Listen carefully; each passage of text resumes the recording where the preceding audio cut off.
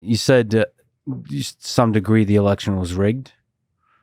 Was it stolen? Totally ridiculous. It was 100% stolen. Are you like joking? It was rigged to that large of a degree? They completely change the way people vote right before the election on the basis of COVID, which had nothing to do so with in that way it was rigged, meaning 100%. Like and then manipulated. Then you censor the information people are allowed to get. Anyone who complains about COVID, which is like, by the way, it might have hurt Trump. But I mean, it's like, whatever. I mean, you could play it many different ways.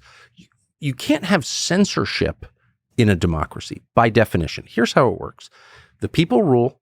They vote for representatives to carry their agenda to the capital city and get it enacted. That's how they're in charge. And then every few years, they get to reassess the performance of those people in an election. In order to do that, they need access, unfettered access to information. And no one, particularly not people who are already in power, is allowed to tell them what information they can have. They have to have all information that they want. Whether the people in charge want it or don't want it or think it's true or think it's false, it doesn't matter. And the second you don't have that, you don't have a democracy. It's not a free election, period. And that's very clear in other countries, I guess, but it's not clear here. So, but I would say it's this election that, I mean, it took me a while to come to this, but it's this election that's the referendum on democracy. Biden is senile. He's literally senile. He can't talk. He can't walk. The whole world knows that. Leave our borders. People are, everybody in the world knows it. A senile man is not going to get elected in the most powerful country in the world unless there's fraud.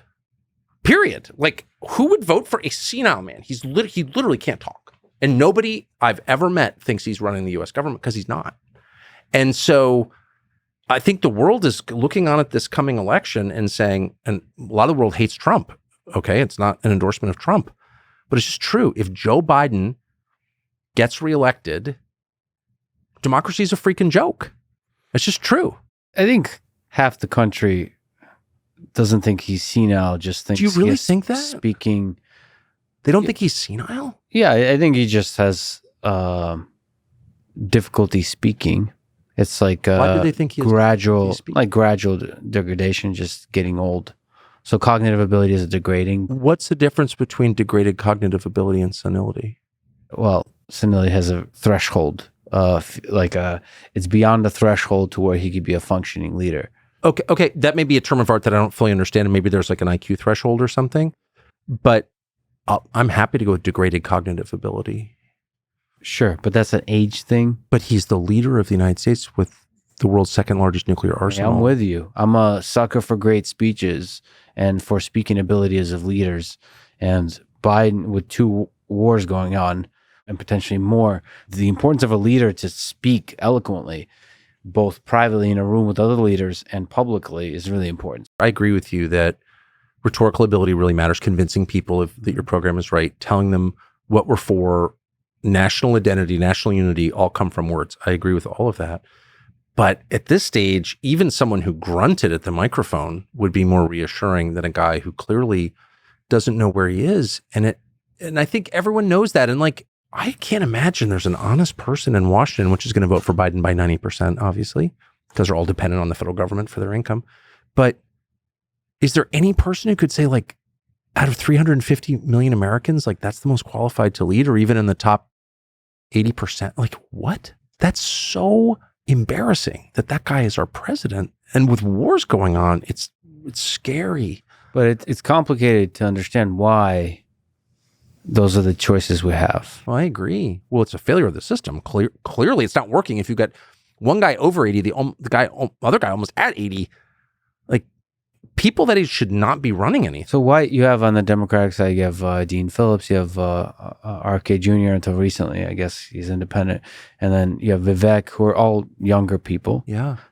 Why did they not connect to a degree to where it's such an interesting, I mean, I think it's a really interesting question. There are a million different answers. And of course, I don't fully understand it, even though I feel like I've watched it pretty carefully. But I would say the bottom line is there's so much money vested in the federal apparatus in the parties, in the government.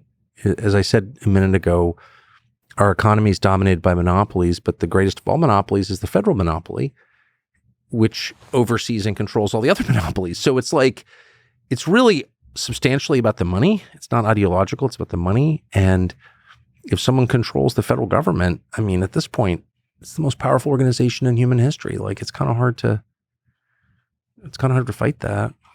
And in the case of Trump, I know the answer there. They raided Mar-a-Lago. They indicted him on bullshit charges. Like, and I felt that in myself too. Even I was like, come on. You know, like, whatever you think of Trump, and I agreed with his immigration views, and I really like Trump personally. I think he's hilarious and interesting, which he is. But it's like, okay, there are a lot of people in this country. Let's get some, you know, let's have at very least, like, let's have a real debate. The second, messed up your camera, sir. Sorry, I'm getting excited. But the second they raided Mar-a-Lago on a documents charge, as someone from DC, I was like, I know a lot about classification and all that stuff and been around it a lot. That's so absurd that I was like, now it's not about Trump. It's about our system continuing. Like, if you can take out a presidential candidate on a fake charge, use the justice system to take the guy out of the race, then we don't have a representative democracy anymore.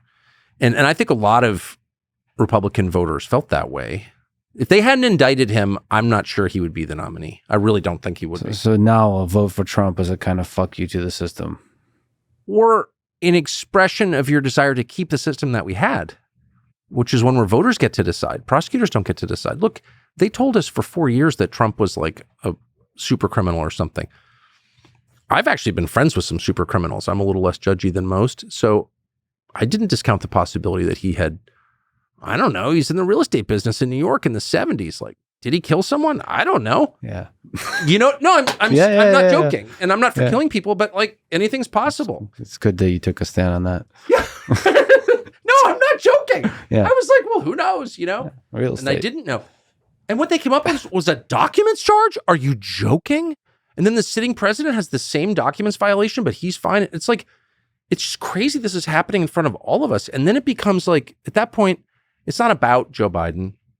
It's not about Donald Trump.